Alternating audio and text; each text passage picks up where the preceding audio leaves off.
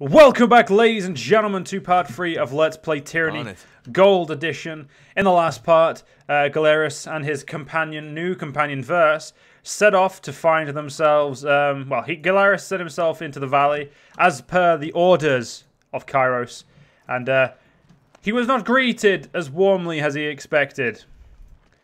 But things happen, and he's on his way to the encampment, set up by the archons, Graven Ash, and the voices of Narat.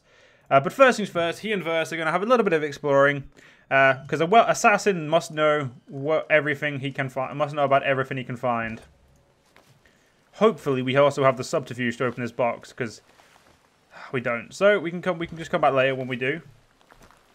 There is nothing stopping us from coming back later, by the way. Can't do that. It does annoy me that I can't get down there, but it's fine. So let's get ourselves out of the border. I do like this character build, a hard-hitting like mage slash like assassin build. So fast attacks with coupled with magic. Let's get to the Disfavored camp. We've got quite a few people to talk to before we talk to the archons themselves. So I'm looking forward to that. I don't think my voice is, though. Alright, first things first, let's do this. Hail, fatebinder. The Disfavored scout nods at your approach. Camp's on up ahead. Don't mind us, just clearing out the rabble. I still don't understand what I've done to offend. I respect that these are now Disfavored lands, and I'm happy to give the Legion a proper toll, but she's going on about trading rights. What nonsense is that? I'm not allowed to trade one thing for another? It's not like I'm selling weapons to angry peasants or anything. The Overlord regulates all trade. If you lack proper permits, your goods are forfeit. A trade permit? Well, how was I mean, to whom would I speak for such a thing? Not us, and not our problem. Maybe march your butt to the bastard city and plead your case before Tunon. But we'll lighten your burden and relieve you of all your wares first. That should make the long trek a bit more bearable. You'd best start making a very strong argument as to why I should help. Actually, no. Yeah, you'd best... Nah, you know what? You're on Disfavored lands. These warriors have every right to kill you.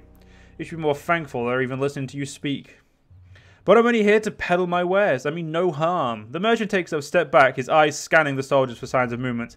And if you think I'm a threat to that Disfavored camp, then you have seriously overestimated me. Please, how do I make this right? From the sound of it, I feel like I'm about to be robbed. You're not the only one. I'm being robbed of patience as we speak. We should move on, Fatebinder. Petty disputes are beneath us both. Robbed? No, you fool. You're being granted life after trespassing on our lands, all for the simple price of what in your cart. Not our fault you don't have any permits in order. I don't write the rules. I just ruthlessly enforce them. Please, the merchant launches towards you, eyes wide with desperation. Can you do something? This is none of my concern. Carry on. Right you are. We'll take care of this, Vulture. The Crescent Runner nods to you with a knowing smile.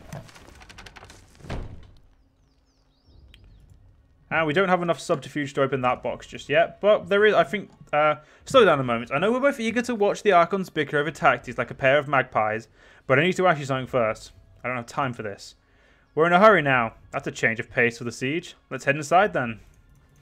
When I say I'm in a hurry, what I mean is I'm in a hurry to look around and see what loot I can find. Obviously, scouting your surroundings is always nice. What's this? A humble grave lies before you. A battered sword has been used as a marker. A modest grave for the Archon's son, Brennix. We don't bother with funeral rites in the chorus. No point in thanking conscripts for their duty. The initial B deeply engraved into the iron. Because Verse was a little bit too quick for me to get to that. And yep, there we go. We've scouted all we can. Time to go to the entrance now. Also, we've now got an update on our quest. I'll just quickly knock that off. There we go. I do like how in this game of the two, you are showed where loot is on the map. Makes it a little bit nicer. What do we over here? Step close and present yourself. The gate guard holds up a warning hand. Go no further. You approach the Disfavored ground. State your business. I'm going to glare silently. The soldier wordlessly meets your gaze, eyes unblinking beneath the skull visor of his helmet. I'm going to keep glaring. Oh, right. You're the fatebinder we're supposed to be expecting. Glad the court cares enough to send its jester. The guard whistles to signal your arrival and waves you through with a sigh. Oh, he's so lucky he's not my enemy, because I would kill him. So, let's talk to the first guy. Hail to you, guardian of the law. The man dressed in merchant finery greets you with a smile. If you have a few excess rings weighing you down, the best unburden yourself before battle. You know that if the disfavored suffer a merchant in their camp, that must be a man, selling only the finest provisions and armaments. He points to his collection of shields, rations, statues, wineskins, and other sundries. Take a look and see if something interests you. This is the first time I've had none of these requirements met in this game. Let me see your wares. He rubs his hands, eyes alight. Let's see if we can find you something you might like. It's going to be very hard to find something I like, to be honest, in your inventory.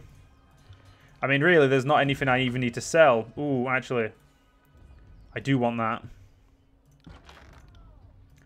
I'm going to sell some potions and only... Yeah, we'll sell all those. Because I want that. When it comes to magic in this playthrough, we're going to be paying a lot of money to get them.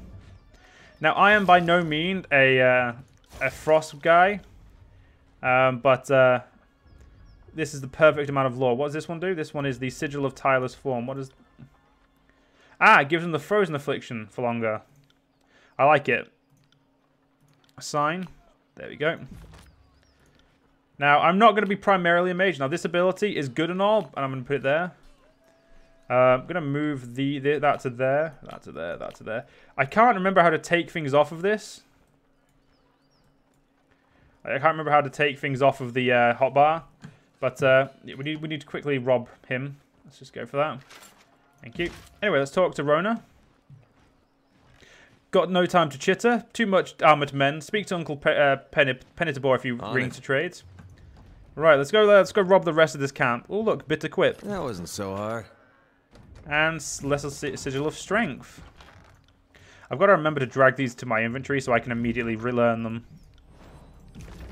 So we've got now this Sigil of Strength, which is going to be good. Very good for us, actually. Very good indeed. I'm going to probably look at what most of these are. Carefully skinned game hangs from this branch. They appear sickly and malnourished. The table is lined with various medicinal herbs. It would appear they have been carefully rationed. Let's just keep moving up here, because I know there is some loot up here. It's a shame we don't get to fully explore the camp, but right down here. Now we're gonna take. I'm gonna take my chance to rest in a minute, just because there's a. As I've played this game before, I know that it's definitely a good idea to rest. I'm not gonna spoil anything, because some of you guys may know what's coming, but please do not spoil anything for anyone. Just, you know, try to be somewhat considerate. I know what you guys are like. You're all dicks like me. Anyway, glory to the voices of Narat. Projecting this salutation for all to hear, the grinning blood chanter raps his staff against the ground as you approach. Fatebinder Galerius, I presume. His smile quickly retreats, giving way to a sour scowl. I am bitter quip. I'm here to the emissary to the Scarlet Chorus. He looks at you impatiently. He gives a nod as you depart. I'm not really in the... We don't really need to learn about them. All we need to know is the Scarlet Chorus are pricks.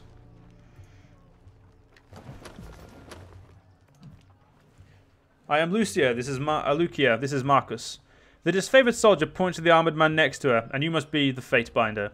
From under her helmet, you hear an audible scoff. We've been assigned to your hospitality, Marcus quickly interjects, while you remain on the disfavored grounds.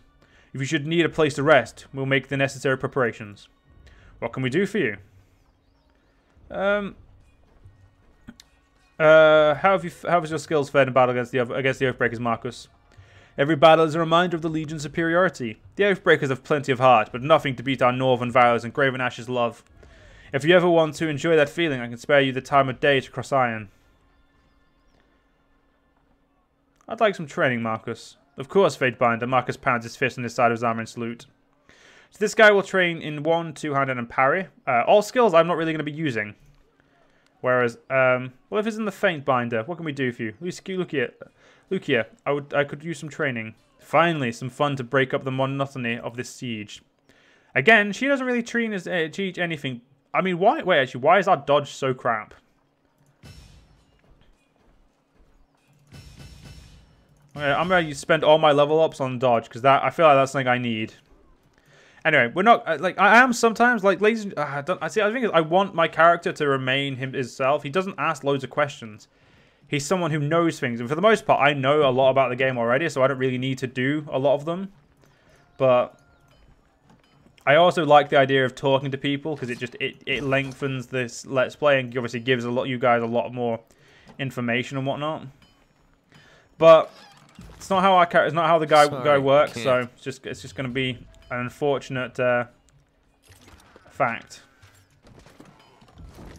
So what's this? That is head bronze braces. I don't wear heavy armor. I wear light. Estonas curses the air as a blade of thin iron breaks in half beneath his hammer. Repairing weapons with this scrap isn't exactly what I got into this craft, but our supplies are spent. He wipes the sweat from his brow and gets a better look at you. Ah, the fatebinder of Tunon. I would be in a worse spot if it wasn't for those slaves you sent our way during the conquest of Vendry as well. Why not forge bronze? Bronze will do in a pinch, don't get me wrong. It can take a beating and get bent back into shape, unlike this stubborn iron we have here. He glances at the piler's work with dread. And we've always plenty of tin and copper lying around, so supplies aren't the problem. It's a rare smith who can churn out military-grade bronze consistently. More often than not, it comes out soft. Look around camp. We are garbing the Legion in head to toe in iron because it's cheaper and easier to produce for the masses. Couldn't do that with bronze. They call the Disfavored the Iron Legion for a reason. Strategy and skill may be our backbone, but our claws are made of iron. The good stuff that comes from the smiths in Lefian's Crossing. So why not forge your own iron? Only the forge-bound smiths can make the stuff. They know the secret of iron. All I do is mend and maintain their craft. It takes a master, nay, an artist, to make a piece of iron fit for an indomitable soldier such as this is favoured. You mentioned an iron-sorted soldier. I'm afraid so. The last shipment sent down the Matani went missing near Ekokol Crossing, and I'm afraid we won't be seeing any more now that the valley is sealed. Forge-bound iron is Tunon's responsibility. Why is this the first I'm hearing of it? Keep your voice down.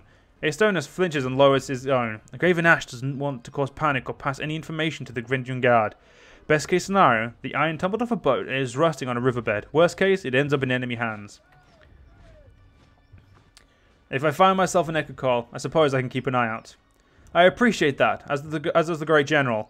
More than you might guess. Maybe he isn't quick to offer his thanks to outsiders, but I know he'll be grateful for your help. It would be a boon to the war effort if our iron was recovered. I'm here to help, even if it means cleaning up the archons' mess. No need to salt the wound, fatebinder. None of us is mistaken in thinking that the siege has gone exactly as planned. He glances to a crate beside him, and points to a small set of notches on the wood. You see that? This is how we tell apart our iron shipment from the rest. Inconspicuous, so people don't go snooping around. You want to keep your eye out for these. Good hunting. I'd like to see your wares. So we could get ourselves an Earthshaker staff here, or a new dagger. But no armor here is going to be worth wearing for us. It's all heavy armor. Oh wait, no, that's leather armor. Wait, are these? Oh no, these are leather armor. Wait, what? Okay, apparently. Oh wait. I can't figure out why this is.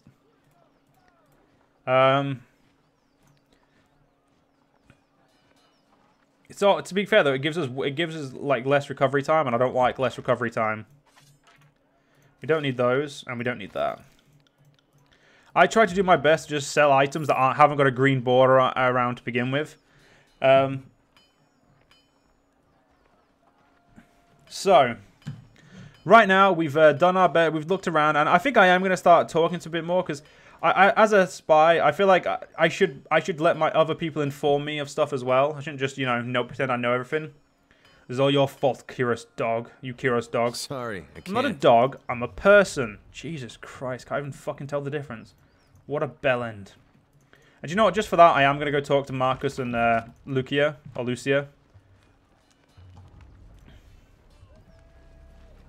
Well, if it isn't the fatebinder.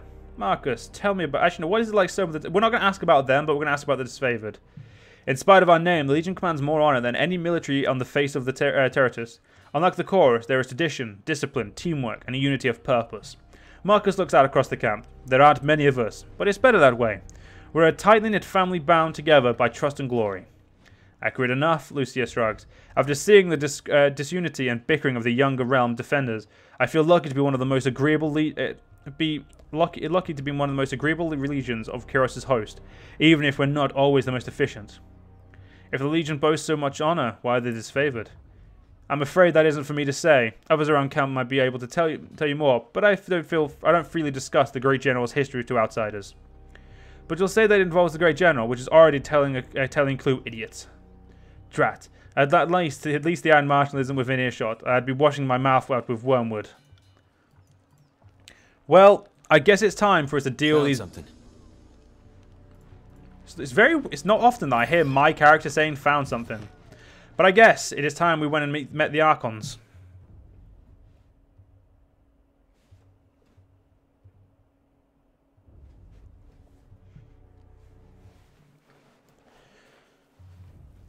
All right, so I'm not going to let him. I'm not going to let them mess about. I'm just going to move straight in. That's 4 reports of avalanches in the mountains now. The Tearsmen can barely count past 9. They have neither the capacity nor the cause to close off the mountain passes. Either way, that leaves the 2nd and 4th cohort trapped outside the valley. The Archon of War pounds his staff on the ground to punctuate his words. A large and imposing man to begin with, his profile is made larger still by his hulking armor, a suit of armor that hums with mystic energy. Or it's the work of your perfidious Earthshakers. Only a fool would not suspect a traitorous Archon of poisoning the mind of his students with sedition. We would have killed the Earthshakers Guild for their master's treachery. But I'm sure you have some perfectly valid reason for allowing them to live as your pawns. The Archon of Secret passes a scepter between his hands as he speaks, twirling the rod in a hypnotic circles. Emerald luminescence seeps from the seams of the Archon's ragged red robes. The glow is most noticeable where his neck is ought to be. His mask seems to float and spin forever, never pivoting or bending naturally. Hey, watch yourself. When these two get going, you don't want to get between them. Verse whispers fearfully as she beholds the Archon. I'm going to remain silent. I always know you've run out of things to say when you resort to mocking my vassals. If we are to speak of treachery, why is it that my scouts see the Scarlet Chorus warriors defecting back to the Vendrian Guard? Your fearsome reputation has gone flaccid, for it seems you cannot control your soldiers, or perhaps you simply choose not to. My lords, the fatebinder has arrived. The disfavored commander raises her voice, trying with little success to speak over the Archons. Perhaps we could table this discussion and let our guest speak. Speaking of strategic failures, who was it that insisted the valley would need only a token garrison? For some strange reason, we can't seem to recall which balding half-wit grossly underestimated the enemy. Thoughts? The Archon of Secret twirls his scepter in a twisting loop, his leather-wrapped hands flipping the heavy rod with an effortless flow. If I may address the Archons? The Queenslayer, sensing your presence, the disfavored commander snaps into a firm salute. No doubt your presence here will strike despair into the hearts of our enemy. Lord Ash, Lord Narat, our guest is here. I'm going to glare silently. Welcome, Firestarter. We have been eagerly anticipating your arrival. Perchance you bring another of Kyros' edicts to savage the enemy? My soldiers tell me you helped Commander Drotus on your way through Edring. You honor the court with your selfless cooperation, for that is the sort of camaraderie that Kyros demands of us all. On the last of his words, the Archon of War glares at the voiced Narat, furrowing his brow as he utters the words of camaraderie. I came to bearing an edict of Kyros. For the 2nd time, Brother Tunon selects you for the glory of proclamation. You should be honored. Tell us, what has the Overlord decided to unleash upon the Oathbreakers? Now, I will say, I do love this one. In honor of your incompetence and disarray, the edict will execute every living thing in the valley unless the Central Hall is taken by Kyros' Day of Swords. But we're going to go with, it seems you need some encouragement to work together. Kyros' edict will end the lives of everyone in this valley unless the Central Hall is claimed by Kyros' Day of Swords. The earth sways with each word you utter, the air thickening with warmth as you pronounce the tersely phrased commandment, its every syllable drafted by the hand of Kyros. With the edict proclaimed, your pulse quickens and the muscles in your leg, worn from a long trip down the mountains, feel renewed, the tired limbs now newly buoyant with vigor.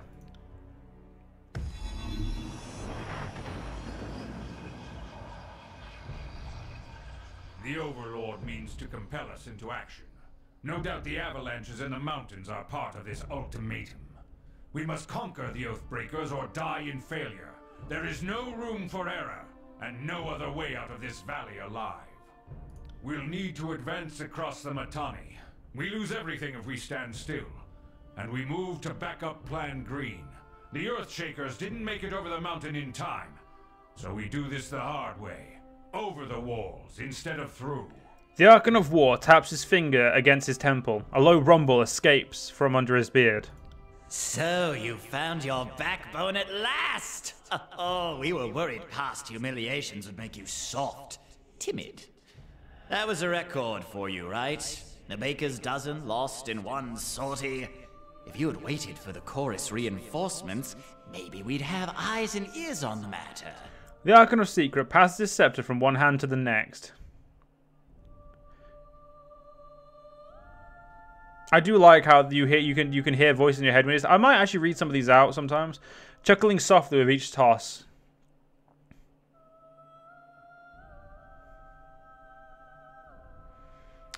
Are you too daft? It's your indecision and bickering that necessitated this edict. Daft? Only fools hate their lives enough to insult our intellect. But, our dear binder, your invective is not without purpose. Each moment we waste, death by edict draws closer. Graven Ash, we leave you to tackle the river.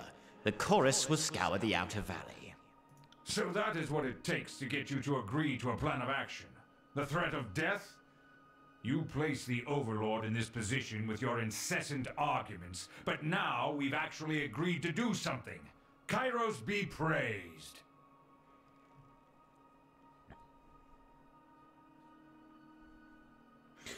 That's enough talking. There's work to be done.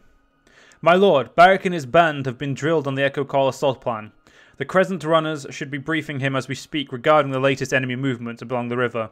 I will dispatch him at once. The Iron Marshal salutes, clapping her gauntlet to her breastplate. And I will ensure the chorus stands ready to march. If the Disfavored can take the river, the chorus has the manpower to secure the outer ring of the valley.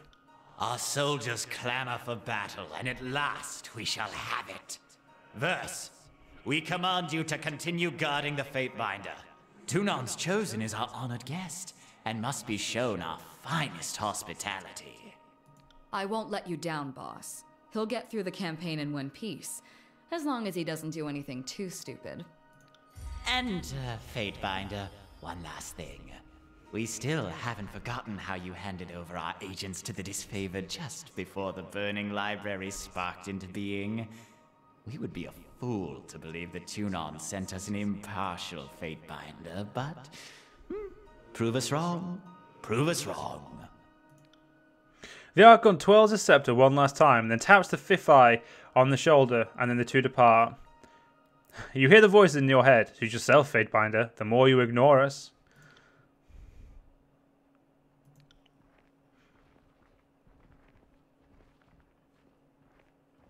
Finally, the fool and his puppet are gone. Perhaps now I can hear myself think. Rarely do I question Kyros' judgment, but I will never understand why the voices of Narot is given such authority. I shudder to think what will become of us all should Tunon favor him in the end. Though the edict threatens the Scarlet Chorus just as it threatens us, I cannot shake the feeling that our allies will work against us. Queenslayer, I would ask that you join us in battle, if only for the satisfaction of your presence enraging the enemy. You've shown your worth in war, and your name has been known to the Legion since the very beginning of this long conquest. So I'd ask that you join us this one last time, to help us wrap up this last objective. If you wish to be counted amongst the glorious, speak with the Iron Marshal. She will direct the order of battle until we are ready for the final push into the Citadel. I'm short a few scouts, short a few soldiers, short a few everything. I'm sure my brethren would be grateful for the assistance of a skilled outsider. And what of the Scarlet Chorus? How will they be helping? I ask myself that question often. While we take the river crossing, the Scarlet Chorus should be using their sizable presence to remove the Oathbreaker patrols lurking in the Outer Valley. The Oathbreakers have maintained a sizable force outside the Citadel. We need the Chorus's manpower to scour the region. Otherwise, the Oathbreakers will attack at our heels once we've crossed the Mittani. I'm going to glare silently. The Iron Marshal salutes Graven Ash, then turns to tent to leave. I will be at the training grounds readying the soldiers. Find me when you are ready. She pauses, clearing her throat, and though I am loath to mention it, the Chorus will likely use your assistance. They certainly won't secure the Outer Valley on their own. Fifth Eye will be somewhere in that rat's nest they call a camp, due east. Seek him out if you must. Right. So Verse would like to talk to us, and we've also got some questing going. Now, I'm going to do my... I will be very honest. The Disfavored are more than likely going to be at 5 very soon. And I'm more going to likely have 5. I'm more than likely going to really piss off the Scarlet Chorus. Because that's how I play. Like, that is how my character is going to be right now. And Graven Ash is probably going to be our best friend. But I will not... Like, I normally hesitate when I'm playing this game to make certain decisions. Because obviously I like to have certain bonuses. But this is going to be the first time I'm going to play through as a really role-played character. So Galeris is going to be roleplay. I'm going to try and roleplay him as a, like I said, a brutal assassin who's very disciplined, but isn't, like, if you push him, he will happily go to an end, a certain end, like certain means to do so. But he's also a mage, so he's very, very smart. But anyway, I'll see you guys in the next part. See you guys then.